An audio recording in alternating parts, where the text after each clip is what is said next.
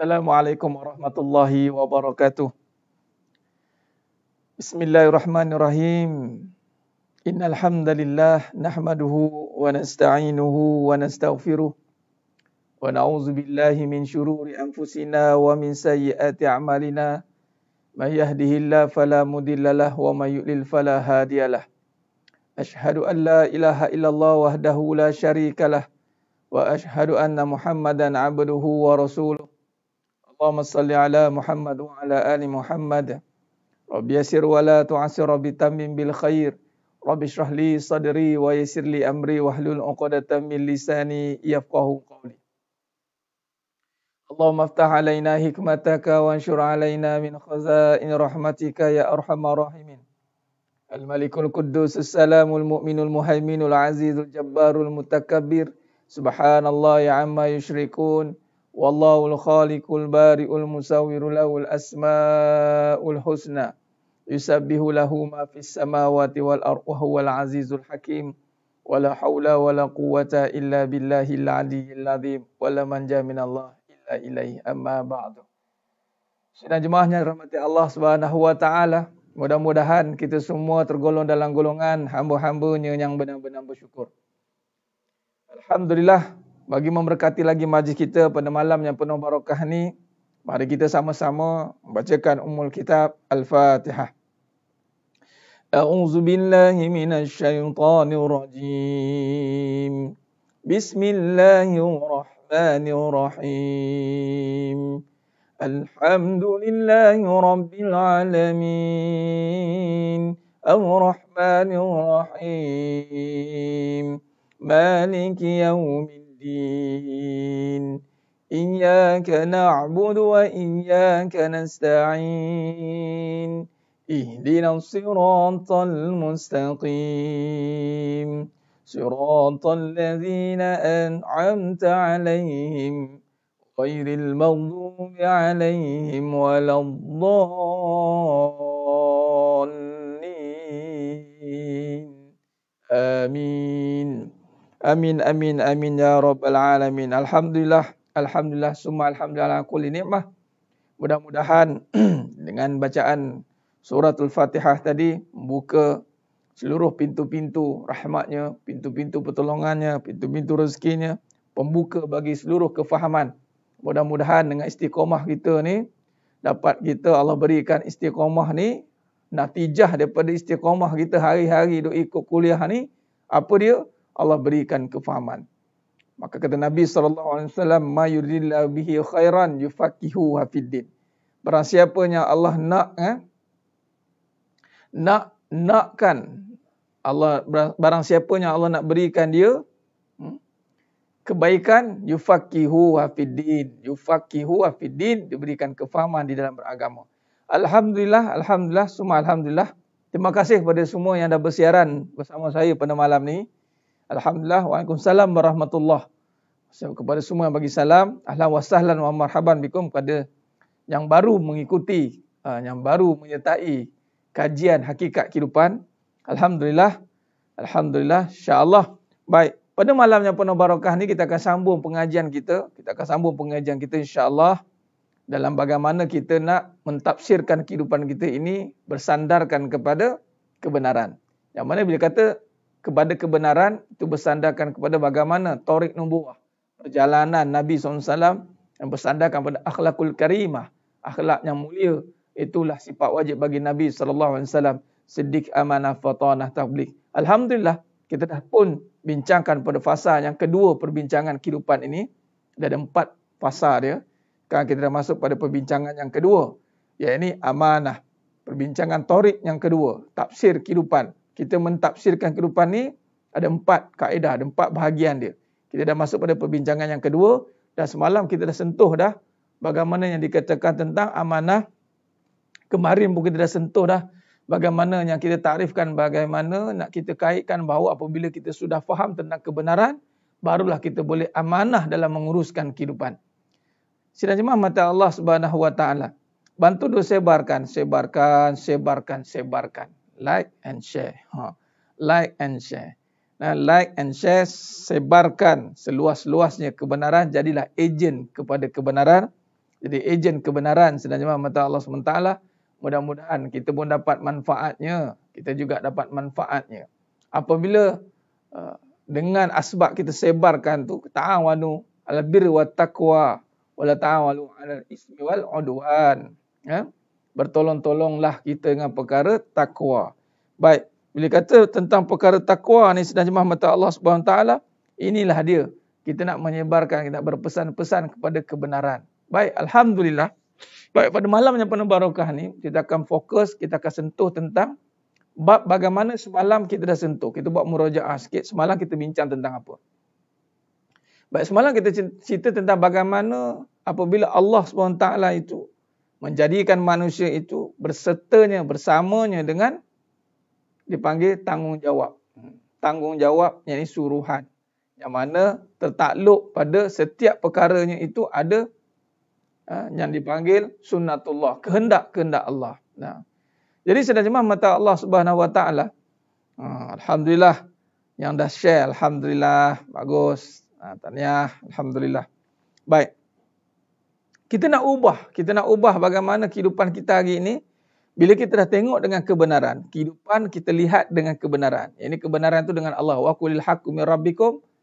Maka bila tengok dengan Allah, maknanya semuanya bertukar menjadi amanah. Semuanya akan bertukar menjadi amanah. Maka di sinilah kita tidak akan mensia-siakan, mengkhianati amanah yang telah diberikan.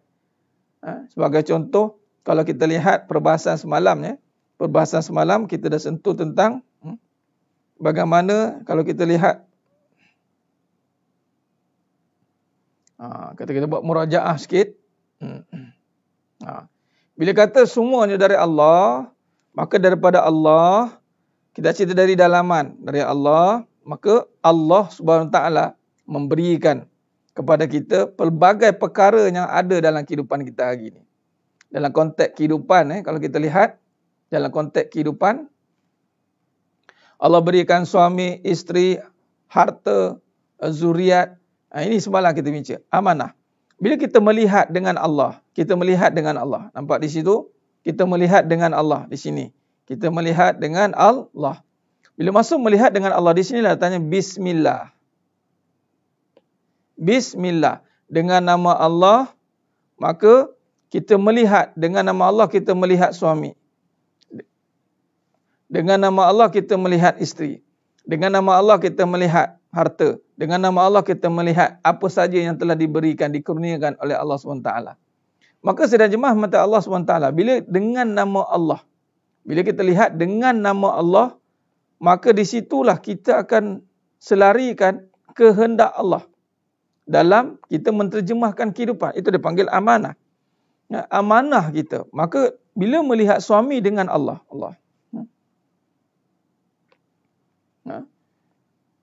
bila lihat suami dengan Allah, okey. Bila lihat suami dengan Allah, lihat isteri dengan Allah, apa maksud dengan Allah? Dengan kekuasaannya. Bila lihat dengan kekuasaannya, akal akan merenung. Akal, bila beramanah ni, kita akan memahami tentang yang banyak kita akan berurusan adalah dengan akal yang waras. Akal yang mana akan merenung segala kebesaran Allah. Ini akal yang merenung segala kebesaran Allah.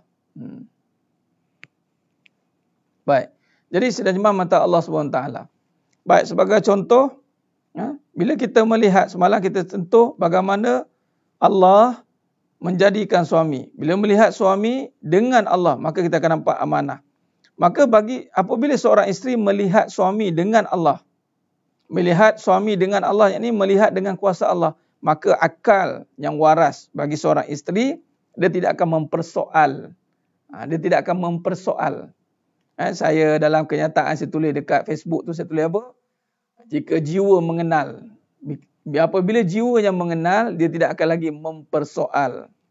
Dia tidak akan mempersoal. Malah dia terus beramal tanpa banyak soal.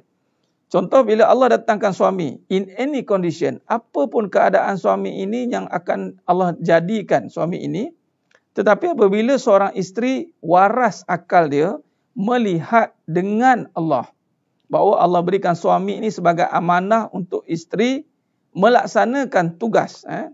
Yang macam ni.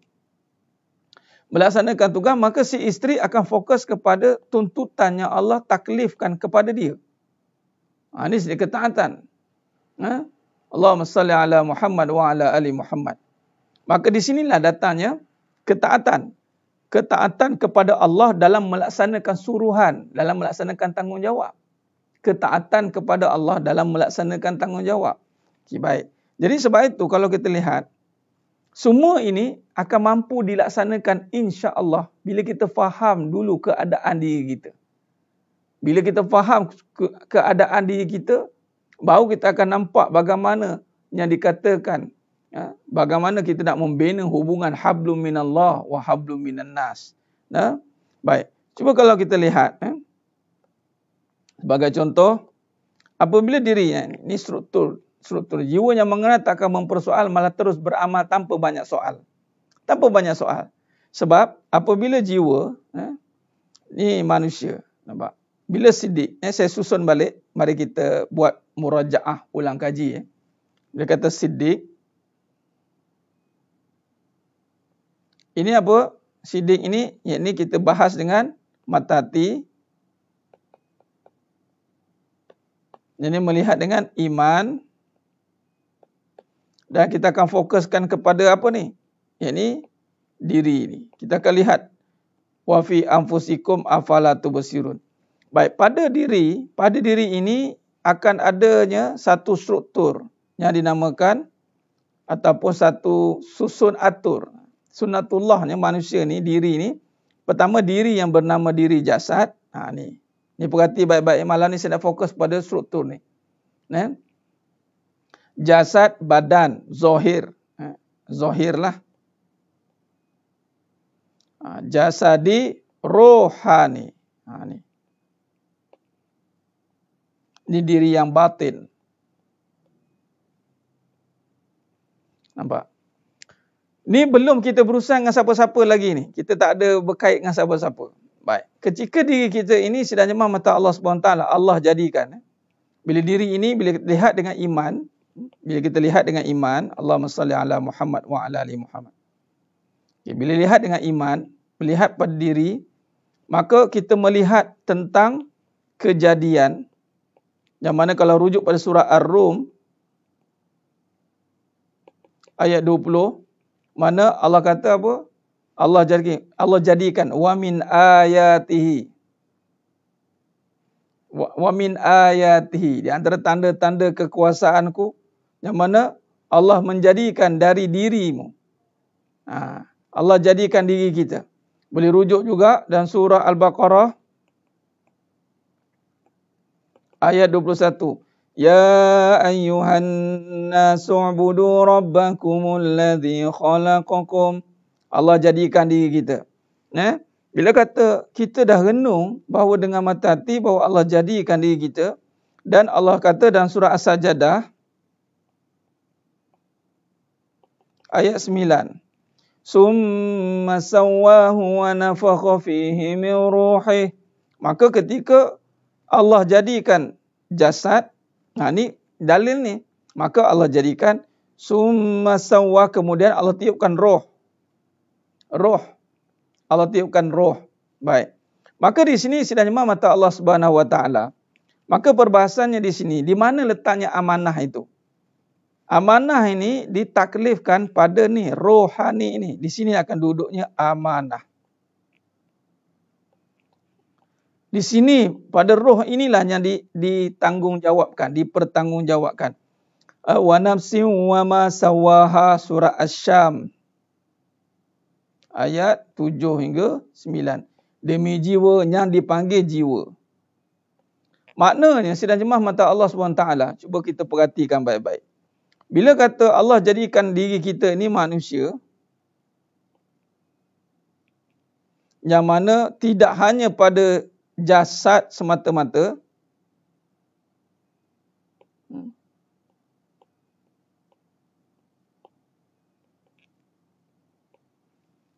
yang mana kejadian manusia ini, yang mana kalau kita lihat surah Sajdah ayat 8, daripada air mani yang hina, air mani yang hina, air mani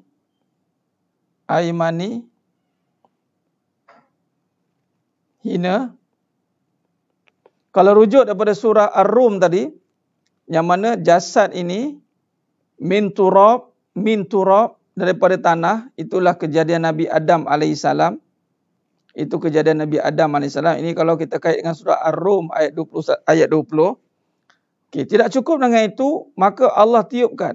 Ini kita faham baik-baik insya-Allah. Saya pelan-pelan kita perhatikan baik-baik. Malam ni dia teknikal sikit. Malam ni kita perbahasan dia teknikal. Sebab nak bagi tahunya bagaimana kita nak bina hubungan dengan Allah, kita kena tahu suatu kejadian diri kita supaya jelas kita nak berharap hanya pada Allah. Baik. Maka tidak cukup dengan itu, pada diri yang jasad ini Allah jadikan daripada min turab, kemudian Allah jadikan daripada air mani, kemudian Allah tiupkan pula summa sawwahu wa nafakha fihi min ruh. Ruh pun masuk. Okey, kita faham ya. Baik. Bila kata roh masuk, yang mana asal kita ni bukan daripada ni. Bukan sekadar jasad. Jasad ini binasa. Jasad itu akan binasa. Tapi roh ni lah yang akan kembali bertemu dengan Allah. Itulah dipanggil kembali ke rahmatullah. Kembali ke rahmatullah. Dia akan kembali kepada Allah sebab datang dari Allah. Summa sawwahu wa nafakha fihi min ruhihi wa ja'alakumus sam'a wal absara wal af'idah. Nampak? Qalilan ma tashkurun. Tetapi sedikit manusia yang bersyukur. Bayangkan, diri jasad ini tidak berfungsi sebelum ini. Ketika Allah berfirman dalam surah Al-Baqarah ayat 28. Kaifa takfuruna billahi wa kuntum amwat. Bagaimana kaifa takfuruna billah. Bagaimana kamu boleh kufur billah. Maknanya ketika Allah tiupkan roh dan kita hidup. Bila hidup, dulu kita mati. Kaifa takfuruna billahi wa kuntum amwat. Wa kuntum amwat.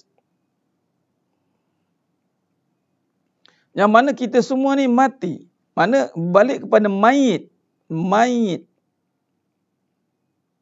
Bila diri yang mati ini,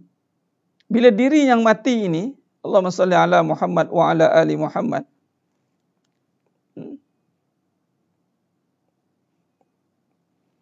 Tiba-tiba Allah hidupkan, tiup roh dimasukkan alat, Ustaz. Dia bukan dimasukkan alat, mana ditiupkan saja. Dia tak ada masukkan itu, bukan di bawah bidang kuasa kita untuk fikirkan. Ya. Ditiupkan ni maksudnya bukan dengan kita faham tiup itu ya. Bukan tiup dengan pahaman tiup kita. Dia maksud tiup itu summa sawwahu. Ulama syarahkan tiup ni maksud dengan kekuasaan Allah. Dimasukkan roh dalam jasad kita. Itu maksud dia. Ya? Jadi sebenarnya mata Allah Subhanahu Wa Taala.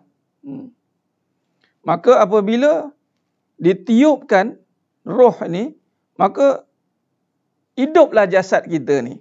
Yang mana jasad ni dulu mati. Ni asalnya mati. Bila mati, jasad mati, kemudian hidup. Maka hidup ni bukan duduk kat jasad. Hidup ni duduk dekat yang menghidupkan, yang memberikan kita nyawa ni, Allah. Sebab tu jangan letak nyawa pada salah tempat. Nyawa hanya pada Allah. Baik. Maka cuma manusia ini tidak amanah. Ketika Allah berikan roh, bagi nyawa kat kita, kemudian kita gunakan balik nyawa ini, yang mana kita tidak letakkan kembali untuk bina hubungan dengan Allah. Arti kata lain, saya ringkaskan. Bila kita dah hidup,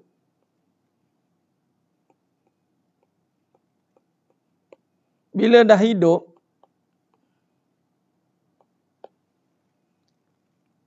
manusia lupa, lalai. Pada apa? Pada jasad dia. Maka jasad ini yang ditumpukan. Patutnya dia membina hablum minallah.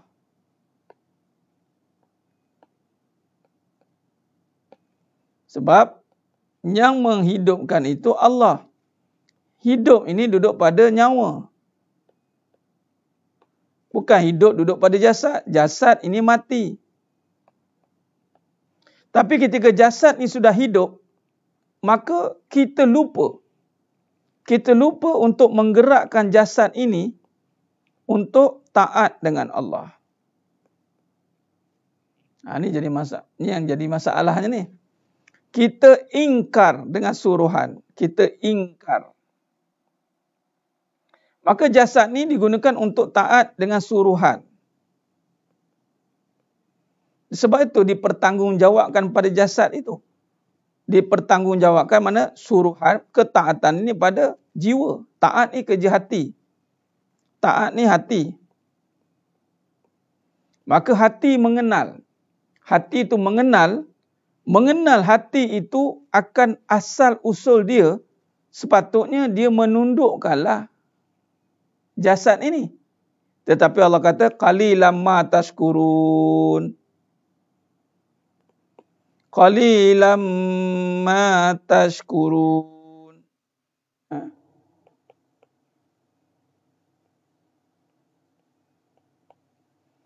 Sedikit sangat yang tengok jasad, kemudian kembali kepada Allah. Tengok jasad ini, kembali kepada Allah. Sebab kebanyakan dia akan terperangkap dengan jasad ini. Inilah ujian kita. Inilah ujian kita. Sebab itu kalau saya nak kaitkan dengan ibadah korban, itu sembelihan korban. Qarib, ini istilah dekat. Istilah dekat ini Allah kaitkan dengan nyawa. Nampak? Jadi pertukarannya adalah binatang ternakan.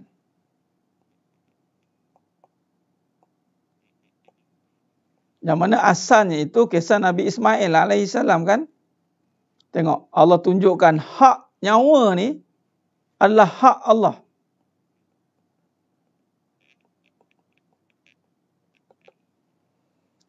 Maka kalau kita lihat sidang jemaah mata Allah SWT, nyawa kita ni kita letak pada salah tempat. Kita letak pada kebendaan.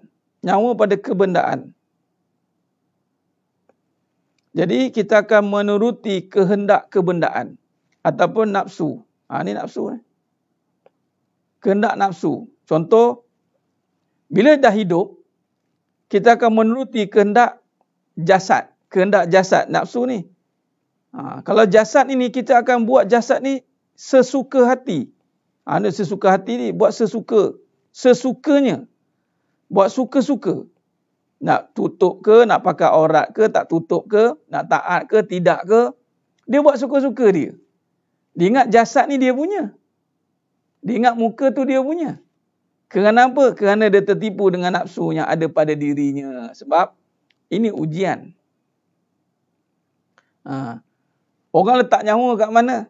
Orang tak nyawa kat anak ni, nyawa saya ustaz. Duit ni nyawa saya. Biasa kan? Kat isteri, nafas, seluruh nafasku untukmu. Nampak? Bila kata tidak faham struktur itu, maka berlakulah kekeliruan. Kekeliruan pun akan berlaku. Maka kita akan melanggar hak-hak Allah. Allah berhak atas nyawa ini. Allah bagi nyawa untuk yang mana disebahkan sebagai jiwa. Dia macam ni. Dia masuk dalam jasad. Dia daripada gini. Daripada roh. Ini struktur. Ditiup. Masuk dalam jasad. Dia panggil nyawa. Orang tak panggil lah. Berroh ya. Kemudian nyawa ni bertukar jadi nafas. Nafas dia akan bertukar menjadi gerak. Yang gerak ni lah yang duduk pada jasad ni. Gerak ni lah yang akan dipanggil. Dipanggil apa? Jasad ni, gerak ni dipanggil perbuatan. Af'al. Perbuatan ini dia ada tanggungjawab. Sekiranya kita tidak mengenal asal-usul roh ini, asal-usul dari mana, hak siapa, dia akan bertukar ni. Daripada roh jadi nyawa, nyawa jadi nafas, nafas jadi gerak, gerak jadi perbuatan. Maka perbuatan ni fa'alhamaha fujur. Fujur. Ni kefasikan, fasik.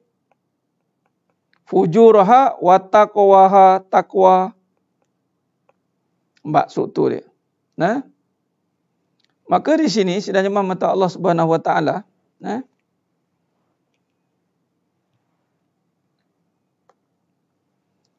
nampak?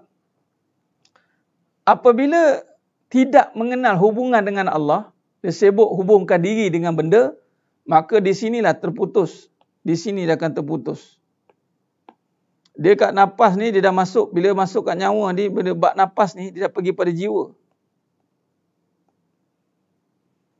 Bila jiwa ni tidak dihubungkan kepada Allah,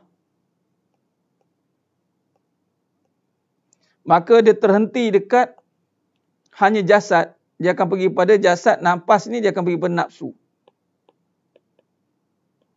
Maka dia hubungkan jiwanya dengan nafsu. Dia akan ke bawah, dia akan jadi rosak tu. Maka perbuatannya akan jadi fasik. Sebab tu Allah berikan kita akal. Pada kedudukan nyawa ni, nafas ni ada jiwa dan ada akal. Kena faham tu. Sebab tu untuk memahami dia adalah, kadang-kadang kita tak boleh nak kontrol benda ni sebab benda ni gaib, tak nampak. Maka sebab itu kita kena masukkan jiwa. Ini kata perbahasan ni, masukkan jiwa ni dengan kebenaran. Bila jiwa dah terisi, maka jasadnya akan terpelihara. Jiwanya terisi, kerana setelah jiwanya terisi, maka akalnya akan waras. Akalnya akan membimbing jasad ini. Maka jasad yang terbimbing dengan jiwa yang mengenal Allah, maka geraknya akan teratur dan tersusun. Maka geraknya, yang af'al ni akan menjadi takwa. Maka apa yang dilihat itu adalah jasad ni lah. Itu yang dipanggil akhlak.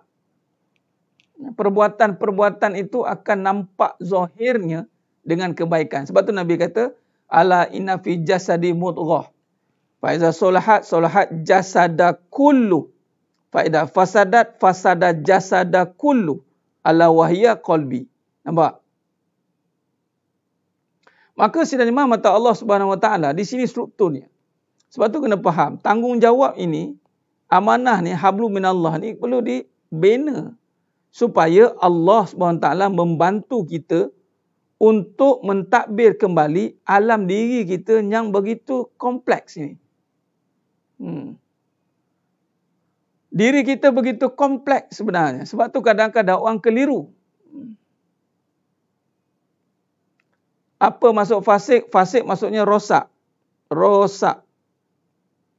Fasik maksudnya rosak.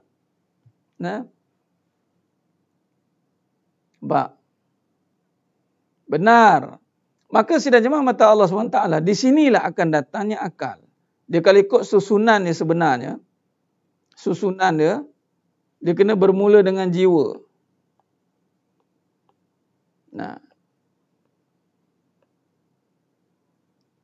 Ini kita bagi jasad.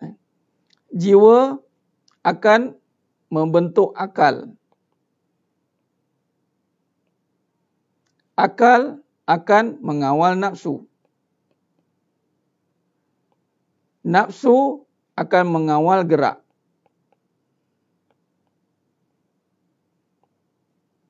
Yang gerak inilah yang ke bawahnya menjadi perbuatan. Yang saya tulis ini adalah susun atur dia yang sebenar. Bermula dari jiwa, turun ke akal, akal menundukkan nafsu, nafsu menggerak. Sebab yang bergerak tu nafsu, azam. Azam. Maka kehendak ni lah, nafsu ni dipanggil kehendak. Kehendak. Nafsu ni juga emosi. Perasaan. Akal ni letak apa? Hukum. Akal kat sini hukum. Jiwa kat sini tauhid. Nampak? Nafsu ini mujahadah. Nampak tak?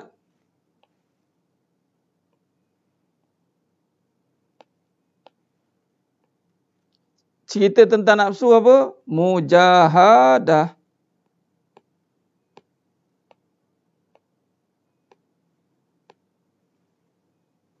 Nafsu mujahadah.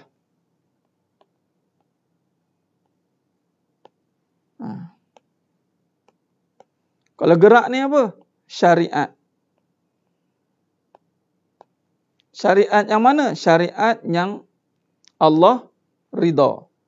Mana syariat yang halal lah. Nampak? Kedudukannya gitu.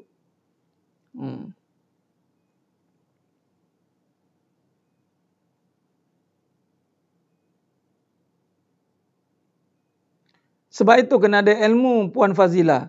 Walaupun akhlaknya terpelihara baik saja sebagai contoh. Kita nampak baik ini, tapi dia tidak mengenal. Maka kita bimbang dia akan merosak sebab jiwa. Dia kalau baik ini, bila Puan Fazila tanya tadi, baik ini dia boleh duduk pada akal. Okey, ini susun atur. Saya buat satu lagi pergerakan dia. Yang ini yang ada nasnya, yang ikut yang sempurna, yang kamilah. Nafsu kawal dengan beragama. Nafsu kawal dengan beragama. Boleh Ustaz? Inilah akal ada hukum lah ni. Akal ni agama. Letakkan agama hukum. Hukum mestilah bermula dengan tauhid. Nampak? Barulah nafsu tu boleh ditundukkan. Kita kena tahu agama tu duduk kat mana. Kalau agama tu duduk kat kopiah tak jadi. Agama duduk kat kopiah. Mujahadah ni maksudnya jihad. Berperang. Dia panggil bertungkul lumus. Jihadun. Jihad. Jihad. Maknanya melawan. Jihad ni lawan, melawan. Mujahadah ni orang yang melawan nafsu. Baik, agama duduk pada jiwa, dilaksanakan pada akal, dilawannya nafsu itu agar tidak menjadi nafsu yang amarah bisu.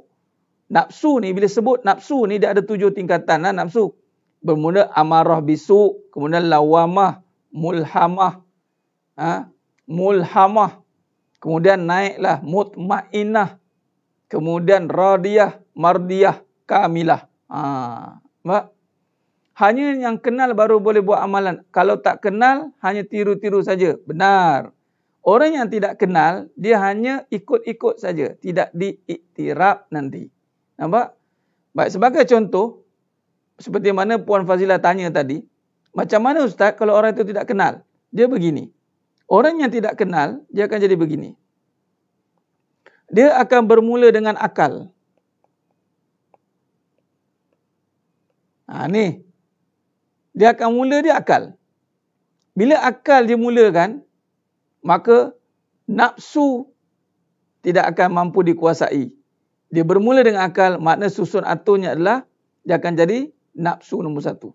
Bila dia mula tengok baru buat baik. Contoh orang buat baik sebab dia tengok. Dia bukan dia kenal, dia tengok. Dia belajar kebaikan dengan dia tengok je. Yalah dia tengok contoh-contoh orang baik, maka akal pun nampak. Nampak? Dia tengok, dia suka tengok. Ya, dia tidak kenal. Dia hanya dengan tengok saja, maka akal. Maka yang akan mendorong dia buat baik, itu bukan hatinya, tetapi perasaannya, nafsunya. Nafsu akan mendorong akal ini untuk melakukan perbuatan tadi. Gerak tadi.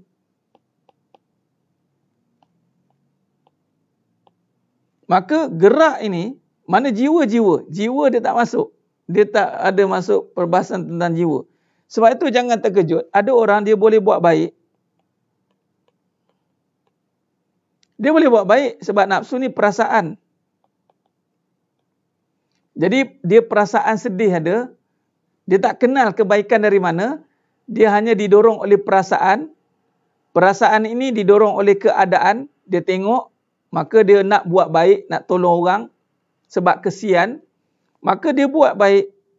Percaya atau tidak, orang yang tidak mula dengan hati ni, tidak mengenal, maka kebaikan ni akan pergi kepada diri dia. Pergi balik kepada siapa? Pada diri. Sebab itu bila kata orang tak puji dia baik ataupun orang cabar kebaikan dia, maka di sinilah nafsu akan ambil alih balik. Dia akan terasa diri dia. Orang tak hargai dia lah. Dia terasa sedih lah. Saya buat baik, orang tak hargai. Maka di sini datanglah keraguan. Datanglah keraguan. Keraguan duduk kat mana? Ragu ni kat akal ni. Akal ni yang ragu sebenarnya. Dia ragu. Kenapa akal tu boleh ragu? Kerana allazi yuwaswisu fi sudur. Sudur.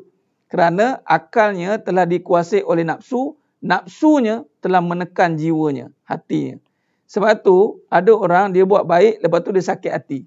Dia buat baik, lepas tu dia sakit hati. Sebab jiwanya tertekan. Sebab jiwanya tidak digunakan untuk kebaikan, maka ketika dia melakukan kebaikan, jiwanya tertekan lah. Jiwa dia tertekan. Dia sakit. Sebab tu dia buat baik tapi dia sakit hati. Kenapa? Sebab jiwanya terpinggir. Ni, terpinggir ni, ada blok ni. Tiba-tibanya main perasaan. Main lagu.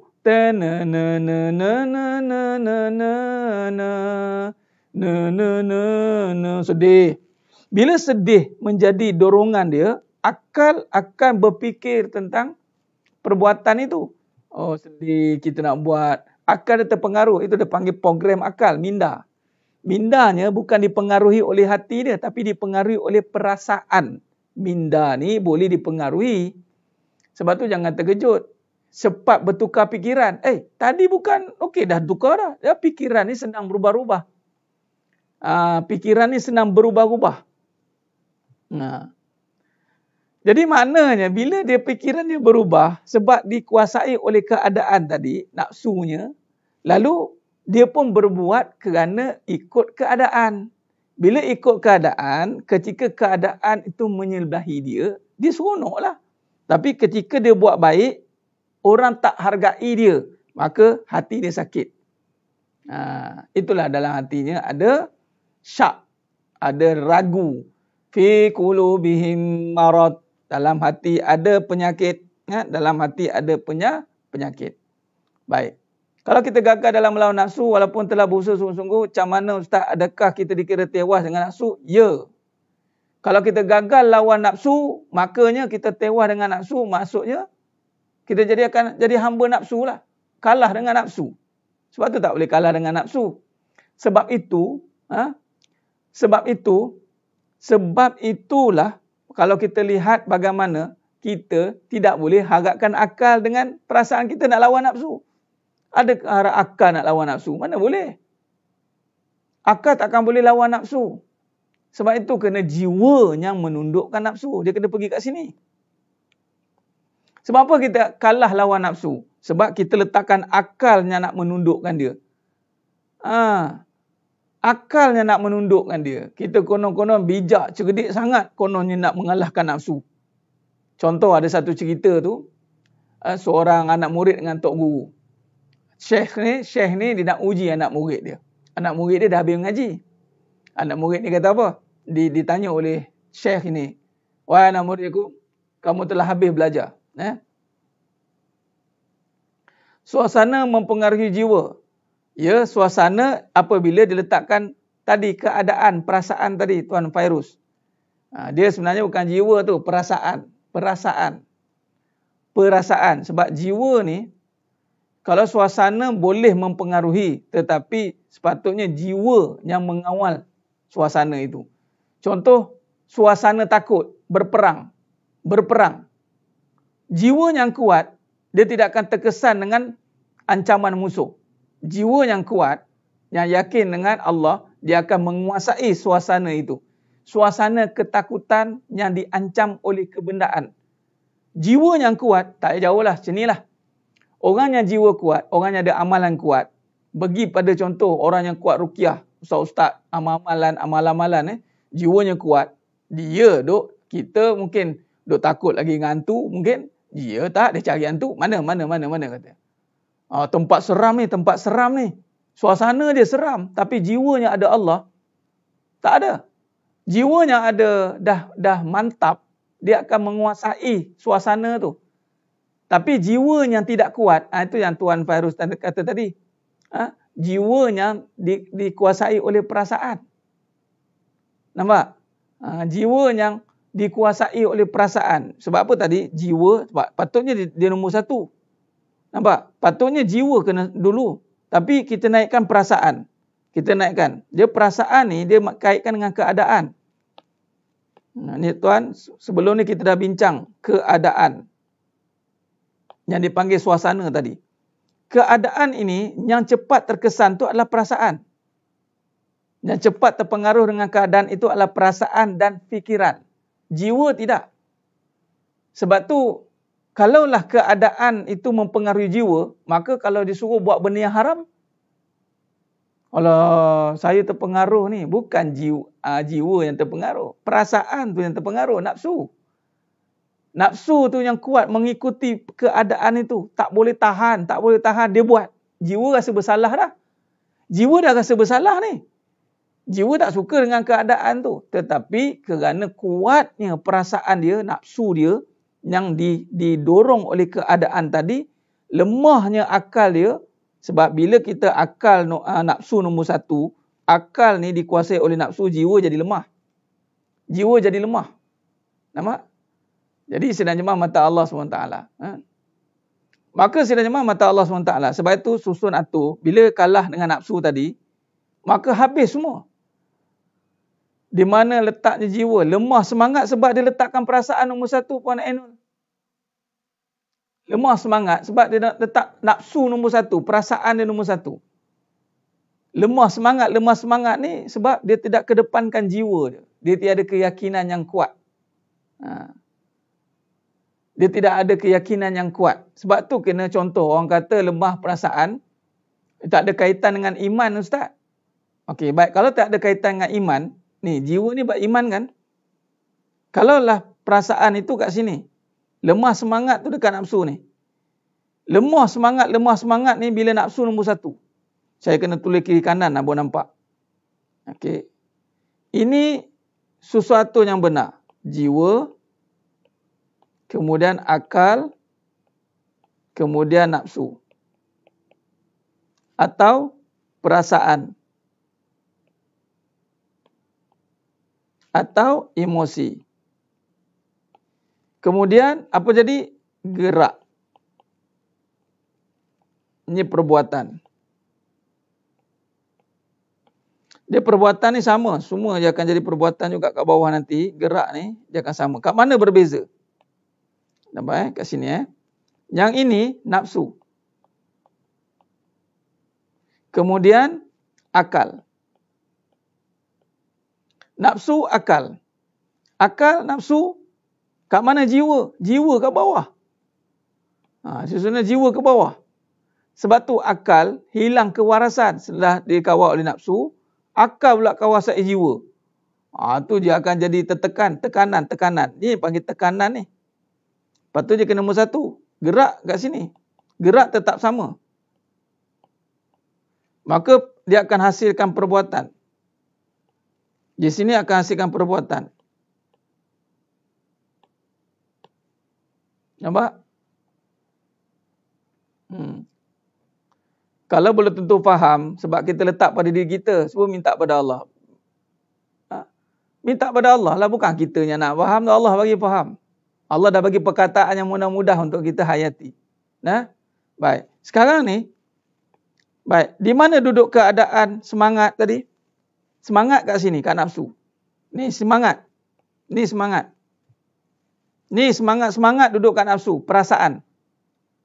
Baik, kenapa jadi lemah semangat, nafsu letak atas. Kuat semangat, nafsu nombor 3. Sebab apa kuat semangat? Didorong oleh akal yang waras, jiwa yang kenal. Jiwa ni kenal. Kenapa dia kuat semangat? Sebab jiwa dia kenal, akal dia waras. Semangat dia akan terarah. Bila jiwa dia lemah, jiwa tidak diletakkan ke depan, maka jiwa dia akan lemah. Orang yang lemah semangat akan hilang kewarasan, lalu dia akan buat apa? Kemalangan jiwa. Matilah.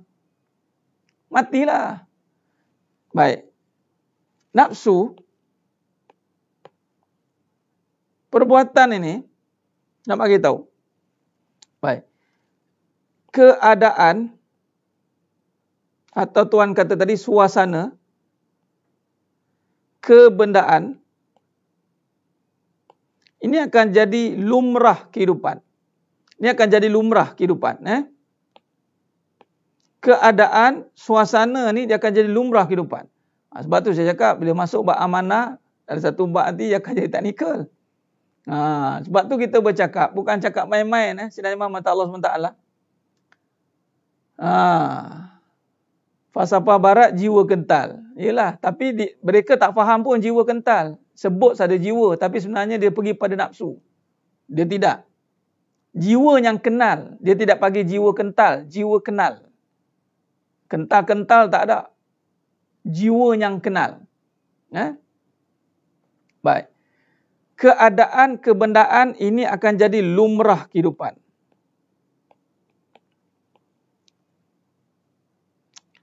Bila hidup kita tidak melihat dengan kebenaran, maka keadaan ini akan menguasai.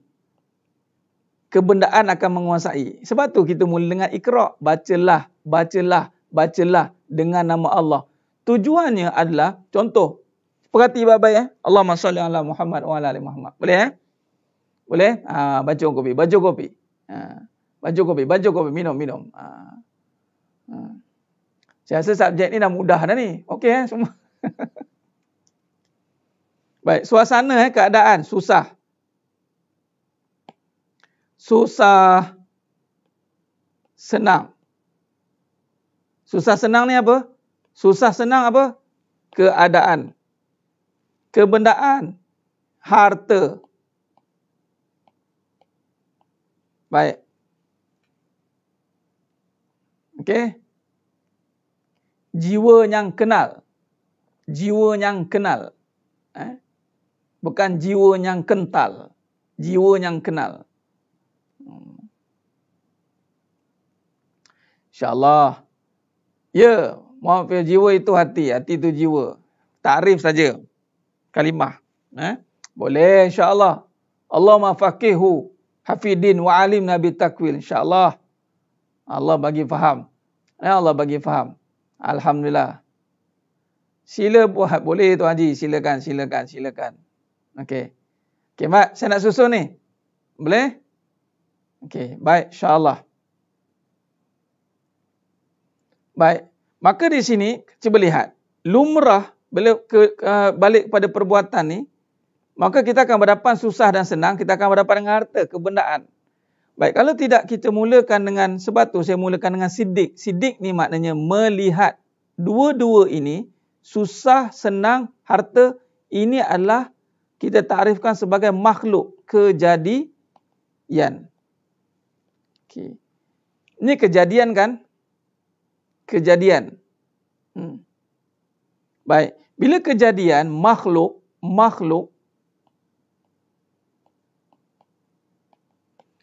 apa konsep kita? Konsep kita adalah baca dengan nama Allah pada kejadian. Itu cara dia. Cara kita nak mulakan dengan jiwa ni adalah Allah dah bagi ajar. Apa dia? Iqra bismi rabbikal ladzi khalaq. Nah, bila sebut ayat ini, maknanya tengok harta, tengok susah, tengok senang dengan jiwa. Ini kaedah dia. Bila tengok nama Allah, maknanya dengan nama Allah yang menjadikan susah. Bila nama Allah yang menjadikan susah, Apa akan berlaku? Maka di sini susah tiada kuasa. Kita tak akan terkesan dengan susah. Kerana apa? Kita menafikan. Di sinilah akan berlakunya nafi. La. Tiada ilaha. Tiada ada kuasa pada susah. Kuasa hanya ada pada Allah. Baik. Benar Tuan Fairuz Syam. Alhamdulillah. Mantap. Benar.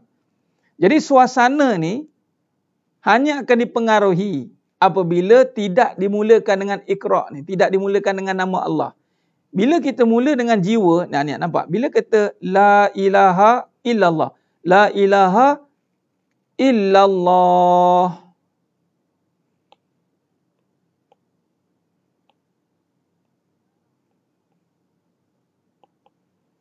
Makanya di sini, di situ kita kata tiada ada kuasa pada susah. Nanti kalau ada kelas intensif lah kita buat satu-satu nanti insya-Allah. Tiada ada kuasa pada susah, kuasa hanya ada pada Allah. Bila begitu, jiwa akan mula aktif. Kerana waktu ini, di saat ini, jiwa sedang membuka seluas-luasnya untuk dimasukkan keimanan. Sebab itu bermulanya itu dengan nama Allah. Bermulanya dengan kalimatut thayyibah. Bermulanya dengan mengenal Allah. Baik, cuma saya nak bagi tahu bagaimana boleh kita jadi lemah semangat ni. Bagaimana? Apabila kita tidak buat protection pada dunia. Ini protection. Ini kalimah ni, kalimah protection ya. Ini kalimah protection. Sebab tu Iqra' Bismi Rabb ni adalah kata kunci untuk mencegah diri daripada perasaan duduk depan. Contoh, kalau tak baca benda ni, kalau kita tak buat perkara ni, kita tak baca ni, tak buat semua ni, semua ni kita tak buat, maka apa yang berlaku? Kita akan buat begini.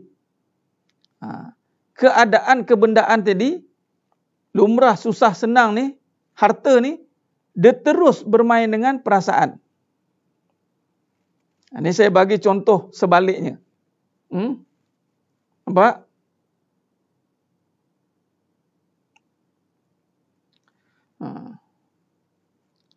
Baik. Maka kalau sekiranya susah, senang atau suasana, harta, ini tidak dilihat dengan nama Allah. Contoh susah, senang, dia terus ambil perasaan dia. Dia tak tengok dengan nama Allah, dia tengok dengan perasaan. Apa perasaan? Perasaan bila susah, perasaan apa? Susah, sedih. Bila senang, perasaan apa? Gembira. Bila susah, itu sedih letak depan. Atau bila senang, gembira letak depan. Nampak Allah tidak? Tak nampak. Nampak sedih, nampak gembira lah. Baik, didorong apa lagi? Sedih ini akan mengambil akal. Perasaan ni akan mengawal akal. Sedih, dia mula berfikir tentang kesedihan dia. Sedih, memikirkan keadaan kesedihan dia. Kesusahan, sedih, Ustaz, saya tak dapat makan, saya tak dapat minum. Sedih, akal dia mula kontrol. Dikontrol. Akal dia mula dikontrol oleh perasaan tadi. Yang perasaan tadi menyebabkan akalnya sempit. Lalu dengan kesedihan, dia tidak mampu berfikir dengan waras. Kesedihannya pasal, maka dia mampu menentang Allah. Hukum hakam tolak tepi dulu. Yang penting, aku tengah sedih, aku nak menyelesaikan kesedihan ini. Kalaulah kesedihan itu berpunca daripada manusia, maka manusia ini akan dianggap sebagai punca kesedihan. Maka perkara pertama dia nak akan buat adalah, bagaimana aku nak menghapuskan manusia ini. Ini datangnya perbunuhan. Ini datang pergaduhan. Padahal sedih tu kerana dia letakkan sedih di hadapan, dia meletakkan perasaan ataupun nafsu yang utama. Nafsu ni jangan ingat, oh laki kahwin lagi nafsu. Dah, nafsu ni kebendaan. Asal nafsu dia, itu cerita tentang kebendaan. Maka, apa punca kesedihan itu? Oh, orang ini, ada orang ketiga dalam hidup dia. Oh, saya sedih. Maka orang ketiga itu akan dicincang 18. Akal dia tak waras dah waktu tu. Sebab perasaan nombor satu. Akal tak waras. Jiwa tertekan lah. Jiwa dah ada tekanan lah. Terpanggil tekanan jiwa. Sebab ditekan oleh akal. Ditekan oleh perasaan. Jadi sebab tu orang kata sakit hati ni. Orang panggil hati lah. Orang takut nak sebut sakit jiwa. Jiwa nampak sangat pula hospital Tanjung Rambutan. Dua elemen ni tekan jiwa. Sakit lah. Maka bila jiwa pula sakit, sedih, akal tidak waras, jiwa jadi derita. Bila derita, maka datanglah kerosakan. Nampak? Ni susun atur dia. Sebab itu bila kata tengok saja keadaan, bincang. Sebab tu jangan bincang keadaan. Jangan keadaan lawan keadaan. Keadaan tidak boleh diselesaikan dengan keadaan. Keadaan perlu diselesaikan dengan kewarasan. Nampak tak? Nampak? Dia akan jadi nombor satu, perasaan. Perasaan jadi nombor satu, akal jadi nombor dua, jiwa jadi nombor tiga. Lepas tu apa jadi? Jadilah. Sebab tu orang kata, perasaan saya nak tak mana? Perasaan saya letak mana, Ustaz? Saya ni diduakan, Ustaz. Perasaan saya sakit. Mulalah. Dia letak depan perasaan. Lepas tu dia pula cakap gini. Sedangkan binatang pun ada perasaan. Lepas tu binatang pun cakap, jangan sama aku dengan kau. Binatang lagi mulia. Sebab apa? Binatang, perasaan dia, kurang-kurangnya, dia berzikir pada Allah. Dia memang binatang dia nafsu. Tapi nafsunya tidak dikuasai oleh diri dia, tidak dikuasai oleh nafsu. Pernah tengok kucing menangis? Pernah tengok kucing tersadai kat tepi, ditinggalkan lelaki? Tak mana-mana lelaki dia touch and go. Tinggallah kucing dengan anak-anak dia. Panggil apa? Tergedik-gedik lah kadang-kadang 5 ekor. Mana bapak ni entah. Tak ada pula tension tengok kucing. Kita kadang-kadang binatang pun ada perasaan. Ya, binatang ada perasaan, tapi hidup binatang tidak dikuasai oleh perasaan itu. Kita yang ada akal dikuasai balik oleh perasaan. Kitalah makhluk yang sering murung. Kitalah makhluk yang sering sedih. Bila kita cakap macam ni, marah. Kita kena raikan perasaan sedih itu. Ikutlah. Orang Islam tak ada masa nak sedih. Sebenarnya, anda ingat saya ada masa untuk sedih dengan keadaan. Anda ingat saya ada masa untuk lalai sangat dengan keseronokan. Dapat benda-benda ni. Saya tak ada masa. Amboi, kenapa cakap macam tu, Ustaz? Dah jiwa duduk depan. Kita kena tunduk pada kekuasaan Allah. Kita tahu pada di sebalik kesusahan itu ada kuasa Allah. Di sebalik kesenangan itu ada kuasa Allah. Bila kita nampak kuasa Allah pada setiap perkara, sebelum ada benda tu kita dah seronok dah, sebab kuasa Allah yang menyebabkan ketenangan. Bukan sebab kebendaan. Nampak? Keadaan boleh diselesaikan dengan kewarasan kita. Nampak? Tapi bila perasaan duduk depan, tak boleh buat bincang lah. Tak boleh buat bincang lah. Bawa cincang lah. Perasaan duduk depan tak boleh. Nampak? Jadi sidang jemaah mata Allah SWT. Maka, bila duk mainkan perasaan, kata-kata, perasaan ni kata-kata pujangga lah. Jadi menyebabkan orang suka bermain madah bicara, kata-kata yang membelai perasaan. Dia tak membelai jiwa sebenarnya, dia membelai nafsu. Sebab tu orang kata jaga hati, jaga hati. Mana ada jaga hati? Jaga perasaan sebenarnya. Jaga nafsu. Ikutkan nafsu sangat. Kalau nafsu sedih, ikutkan sedih. Kalau nafsu nak gembira, ikutkan gembira. Akal habis. Habis akal kita. Diperbodohkan. Diperbodohkan oleh apa? Perasaan tadi. Allahumma salli ala Muhammad wa ala ali Muhammad. Jadi sebenarnya mata Allah SWT. Tahu tak kita hari ni tertipu dekat mana? Dekat sini lah perasaan ni. Jadi sekarang ni berbalik pada ni, cuba tengok. Akal tetap berada di sini. Nampak ya? Kedudukan akal tetap berada pada fasa yang sama. Yang akan berlawan antara jiwa dan nafsu ni. Ini akan jadi battle. Sama ada jiwa atas ke nafsu atas. Jiwa atas ke nafsu atas. Bila nafsu atas, kita boleh cerita lagi tentang iblis. Iblis ambil peluang lah. Iblis akan ambil peluang lah menunggang nafsu. Nafsu ni dia bagilah dunia. Apa makanan nafsu? Ad-dunia, dunia.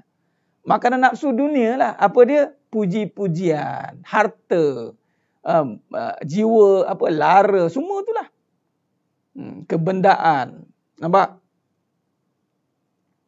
Jadi sebab itu di sini datangnya sama ada kita nak mulakan dengan jiwa. Sebab tu orang datang yang konon-konon bawa tentang perasaan. Kita cantai. Tak ada masa lah nak perasaan-perasaan ni. Awak perasan dia selama ni. Habis kena. Saya dah buat yang semua yang terbaik Ustaz. Tapi saya dianiaya. Oh, perasaan baik dia tu. Bila datang dengan macam tu cerita. Nak tahu bagaimana kita ni banyak duduk pada perasaan tidak? Dia banyak cerita tentang keadaan dia. Nak tahu kita duduk pada perasaan atau tidak? Kita banyak cerita tentang keadaan kita. Keadaan susah kita, keadaan senang kita, duk cerita. Kalau susah dengan kesusahan lah. Kalau senang, cerita dengan kesenangan. Oh, sekarang begini. Maknanya itu pada fasa nafsu tu. Kita dengar je lah. Contoh, bab poligami kan. Ta'adud. Orang cerita kan banyak keadaan. Duk ulang-ulang keadaan. Madu tak okey lah. Ditinggalkan madu lah. Macam-macam lah saya nak cerita pun tak kerti. Bila kita dah tak cerita pada keadaan, tak kerti nak cerita permasalahan itu. Sebab kita bukan nak tumpukan pada keadaan tu. Keadaan itu kita boleh uruskan. Soalan sekarang adalah jiwa kita kat mana? Lepas tu jadi sakit jiwa tu. Tak habis-habis duk ulang cerita yang sama. Oh, tapi tak seronok lah Ustaz kalau macam tu. Cerita ilmu Allah tak habis-habis lagi ni. Nak syarah ilmu Allah tak habis-habis lagi. Lepas tu Ustaz, habis tu dah tak boleh diam je lah. Kadang-kadang bercerita hasil daripada perasaan yang dah kecewa. Saya bangkit Ustaz. Dengan perasaan yang kecewa ini saya belajar. Mengajar pula tu. Dalam mengajar. Mengajar daripada perasaan yang dah kecewa. Mana boleh. Jangan salah. Memang semua nak mencari jalan penyelesaian. Tapi jangan salah cari. Jangan salah cari penyelesaian dengan... Kita kena faham lah. Sebab tu bermula niat dengan betul. Allah jumpakan nanti dengan yang betul. InsyaAllah. Jangan cari golongan yang welcome to the club. Yang mana terkesan dengan perasaan mana? Kita buat grup. Grup perasaan semua. Meluahkan perasaan. Habis perasaan dia cerita. Perasaan adalah perasaan. Itulah. Kita tak ada masa nak luahkan perasaan. Kita nak luahkan kebenaran. Nampak? Maka benar. Inilah perjalanan kita ni. Mujahadahnya. Mujahadahnya duduk antara kita nak memastikan jiwa ke atas. Nah, kita nak meluahkan kebenaran. Daripada perjalanan, ingat, minta maaf. Saya ulang sekali. Kita tak ada masa dah nak belajar daripada kekecewaan. Kita dah tak ada masa dah nak belajar daripada keadaan. Kita dah tak ada masa dah nak belajar daripada perkara-perkara yang tidak kekal. Cukup-cukuplah, udah-udahlah. Kita melayan perasaan, melayan keadaan. Tiba masanya kita nak tegakkan kebenaran, kita nak luahkan kebenaran. Kalau tak tahu, belajar. Ini duk tumpu fokus dengan keadaan. Kalau suami tak baik macam mana Ustaz? Tengok tu. Kalau madu, dia mula nak kait perasaan. Nampak? Sekarang kita nak luahkan kebenaran.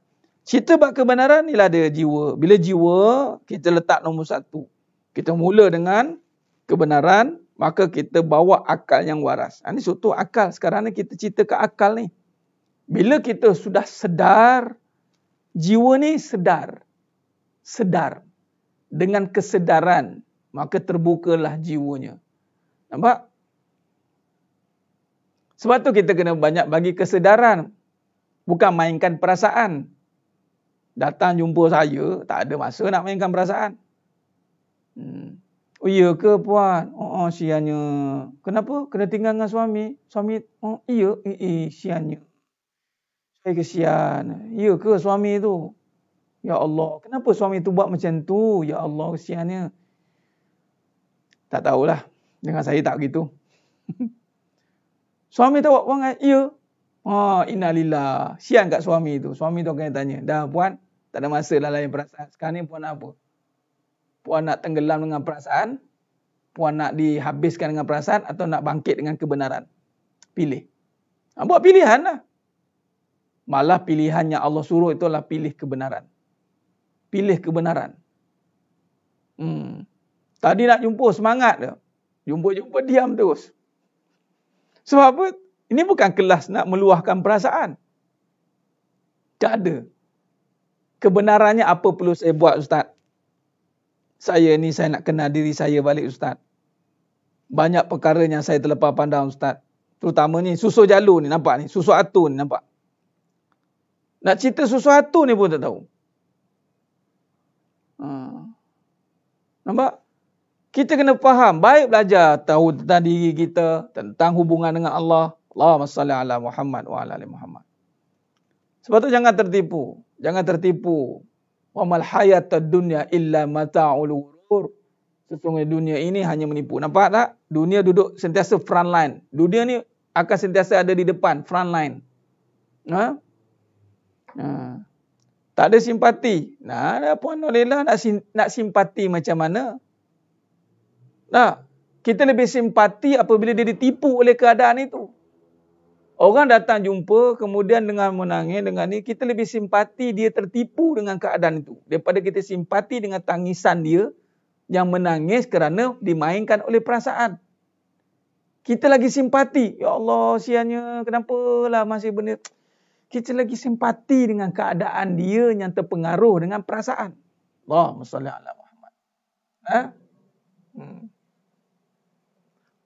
Baik. Jadi sudah jemaah mata Allah Subhanahu Wa Taala. Maka di sini benar letak perasaan kat depan. Tapi kalau letak ni mana yang masih mencari perasaan, ada setengah tu ada cakap saya tak boleh lah dengan ustaz, tak boleh. Dia langsung tak layan perasaan gitu ni. Cari lain lah katanya. Ustaz tak backup orang perempuan. Kadang kita nak gelak pun ada, lantak lah. Pergilah cari. Pergilah cari yang boleh belai-belai. Kita tak ada. Kita terus walk the talk. Kita terus buat due diligence. Kita terus buat tafakur. Kita terus tafakur. Kita buat kajian. Kita tak nak lagi hidup dalam penipuan. Tak mau dah. Cukup. Enough. Khalas. Itu dia. Titik. Noktah. Nampak?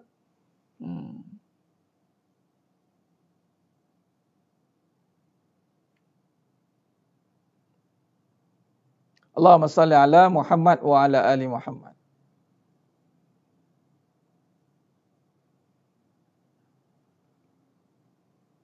InsyaAllah apa yang kita syarahkan ni Tuan Ilyas ada kaitan dengan kitab Penawar Bagi Hati.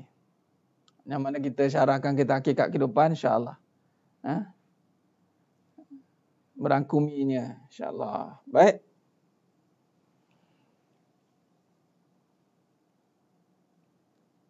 Baik, barulah kita faham tentang hablum minallah wa hablum minan nas. Itulah dia.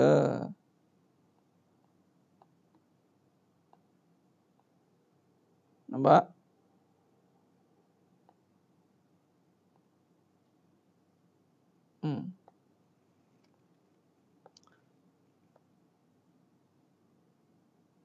Muka surat 99.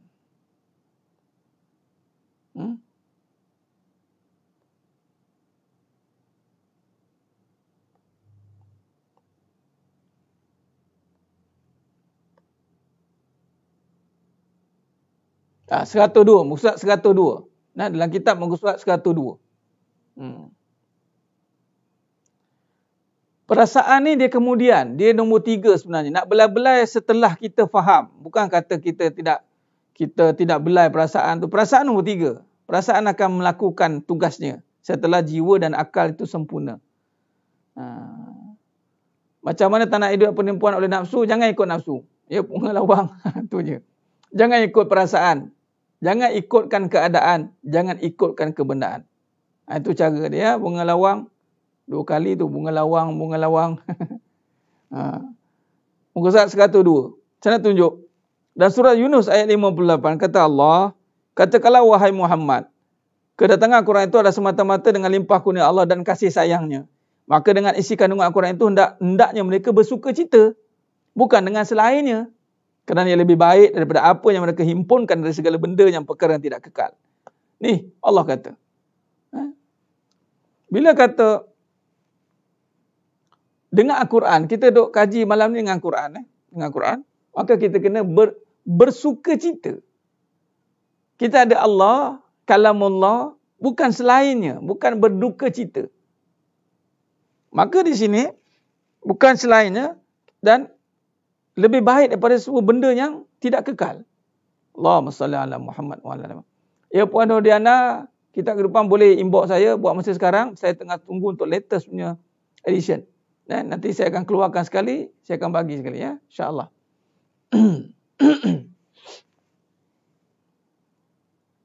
Allahumma salli ala Muhammad wa ala Muhammad. Maka di sini kalau kita lihat daripada sesuatunya pada Maha Pengasih, Penyayang, tadi hak kebenaran turun pada diri kita, rasa berkasih sayang. Ini bau daripada kebenaran jiwa, akal. Ini bau perasaan. Perasaan tu ditundukkan oleh kebenaran. Perasaan ditundukkan, maka kita akan berkasih sayang dengan Allah. Dengan Allah. Maka kita akan barulah kita menyayangi dan mengasihi sesama manusia. Nampak? Alhamdulillah Puan Rosma. Amin. Haza min fadli Rabbi. Syukur. Alhamdulillah. Ini kata minan nas. Hablu minallah. Dengan Allah, dengan jiwa tadi kita melihat kebenaran. Bila lihat kebenaran, lalu kita menyatakan pada diri kita itu, yang mana perasaan kasih sayang. Perasaan kasih sayang. Nampak? Perasaan kasih sayang. Itu datang dengan kebenaran. Bukan dengan kebendaan. Perasaan itu datang dengan kebenaran. Yang mana dikawal oleh akal yang faham tentang hukum hakam. Maka bila kata dah faham, maka barulah perasaan tadi disalurkan pada tempat yang benar. Pada yang telah disyariatkan. Apa dia? Perasaan kasih sayang. Maka perasaan kasih sayang itu, maka zahirkanlah pada yang halal. Ada suami, lahirkan perasaan kasih sayang tadi. Ada isteri, lahirkan perasaan kasih sayang tadi. Dengan sesungguh-sungguhnya lah. Itu sebab tu tak ada istilah tersayang. Saya tak ada istilah isteri tersayang. Saya ada isteri yang saya sayang sungguh-sungguh. Betul. Ini masih saja. Sayanglah sungguh-sungguh. Sayang sungguh-sungguh. Ada seorang, sayang sungguh-sungguh seorang tu. Ada 2, sayang sungguh-sungguh. Ada 3, banyak Ustaz. Yalah tu ramai tu. Sayanglah sungguh-sungguh. Kenapa boleh sungguh-sungguh? Sebab perasaannya telah dikawal oleh akal yang mengenal melalui jiwa yang kenal. Allahumma salli ala Muhammad wa ala Muhammad. Maka tiadalah istilah ketandusan kasih sayang. Tak ada. Jelas? Alhamdulillah. Tak ada sayang sungguh-sungguh. Ini sayang main-main. Sayang sungguh-sungguh. Tak ada main-main. Sungguh-sungguh. Berapa persen sayang saya pada abang saya, abang pada saya? Tak ingat tanya macam tu. Bang, saya sayang abang sungguh-sungguh. 100%. Amboi. Bagaimana kamu 100%? Menurut syarahan dalam pengajian hakikat kehidupan. Dalam bab amanah, syarah terus kat suami dia. Apabila kita kenal kasih sayang itu dengan jiwa, dari jiwa turun kepada akal saya yang waras, maka akal ini mengawal perasaan saya. Lalu akal mengatakan bahawa laksanakan hukum sungguh-sungguh. Maka perasaan pun menyayangi abang sungguh-sungguh. Tanpa syarat bang. Tahu betul.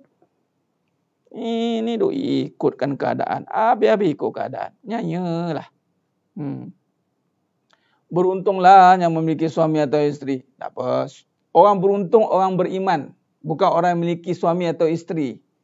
Nah, Puan Syawati, orang beruntung adalah orang beriman. Kalau ada suami tidak beriman, rugi. Kalau ada isteri tapi tidak beriman, rugi. Orang yang beruntung orang beriman.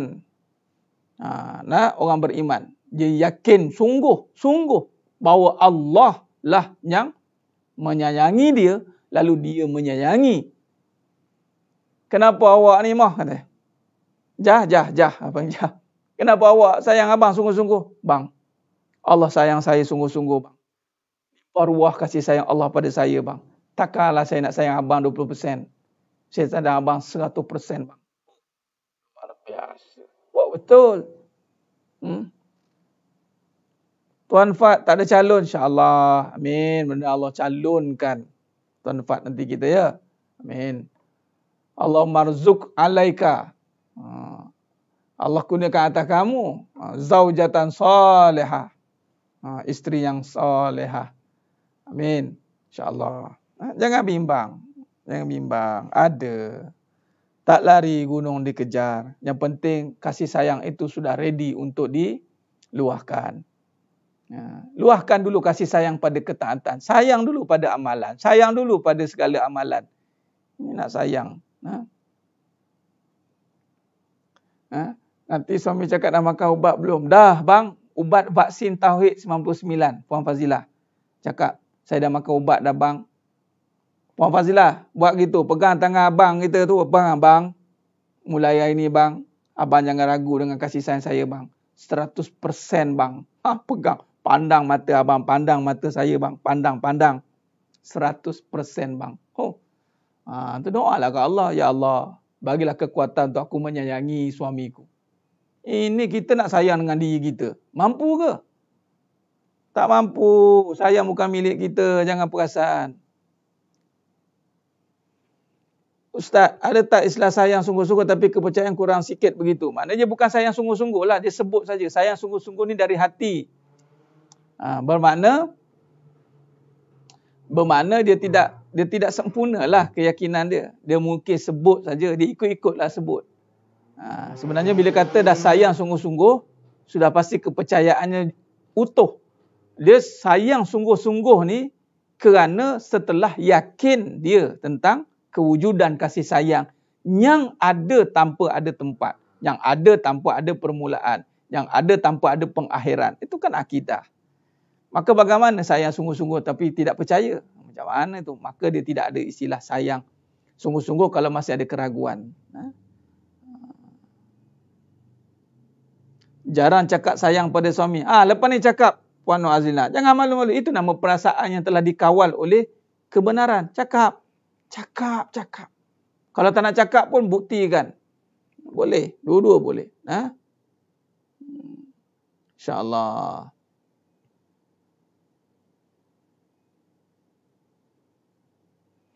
Baik. Sidang jemaah mata Allah SWT. Kita berhenti kat muka surat 102 ni. Kita berhenti kat muka surat 102. Ini struktur kita, struktur pengajian kita begitu. Allahumma salli wa ala ali Muhammad. Khair. Baik, jadi sidang jemaah mata Allah Subhanahu Wa Taala,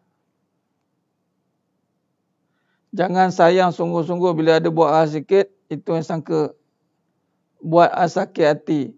Maknanya tak faham. Sayang sungguh-sungguh tu apabila kita telah faham. Maka kalau tak faham, masih bermain dengan akal, maka dia tidak akan sayang sungguh-sungguh.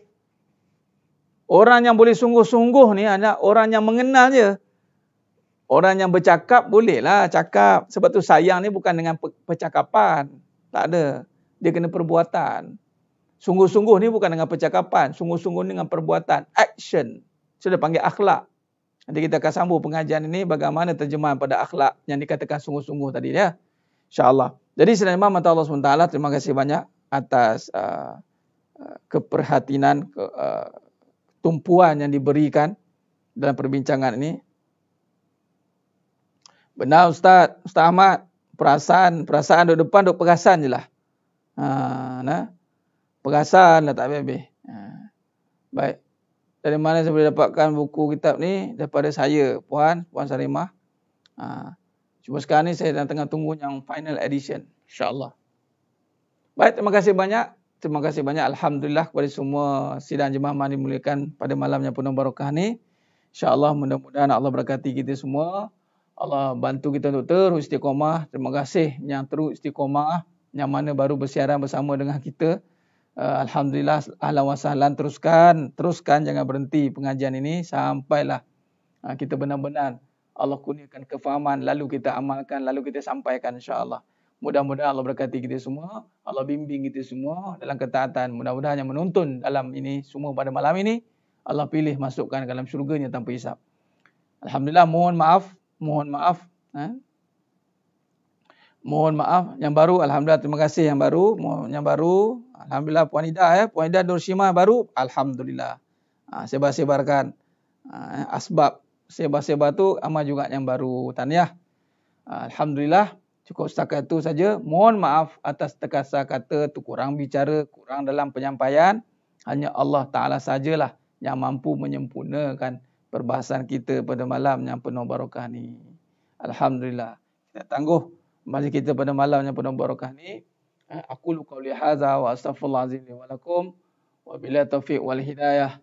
Assalamualaikum warahmatullahi wabarakatuh. Ditangguh dengan tasbih kafarah dan suratul Asr. Subhanakallahumma wa bihamdi asyhadu an la ilaha illa anta astaghfiruka wa atubu. Bismillahirrahmanirrahim. Wal 'asr.